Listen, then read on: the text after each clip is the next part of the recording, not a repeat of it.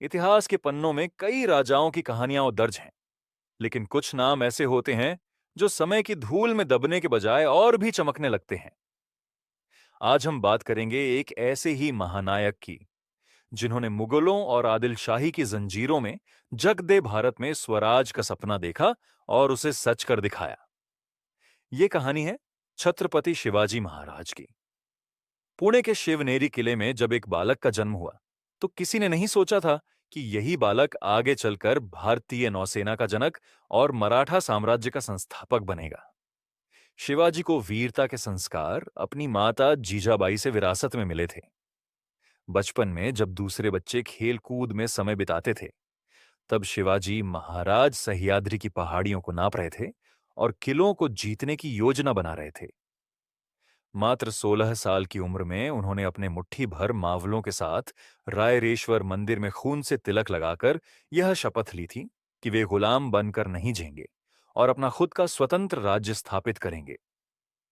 शिवाजी महाराज की सबसे बड़ी ताकत उनकी सेना नहीं, बल्कि उनकी बुद्धिमानी और गनिमी काव्वा यानी छापामार युद्ध नीति थी।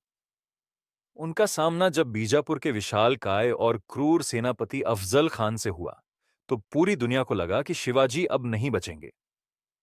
अफजल खान ने उन्हें धोखे से मारने के लिए गले लगाया, लेकिन महाराज पहले से ही तैयार थे। उन्होंने अपने बाघ नखों से अफजल खान का अंत कर दिया और यह साबित कर दिया कि युद्ध केवल तलवारों से नहीं बल्कि दिमाग से जीते जाते हैं। शिवाजी महाराज केवल एक योद्धा ही नहीं थे, वे एक महान दूरदर्शी भी थे। उस समय जब भारत के शासक केवल जमीन पर युद्ध कर रहे थे, महाराज ने पहचान लिया था कि असली खतरा समंदर के रास्ते आने वाली विदेशी ताकतों से है।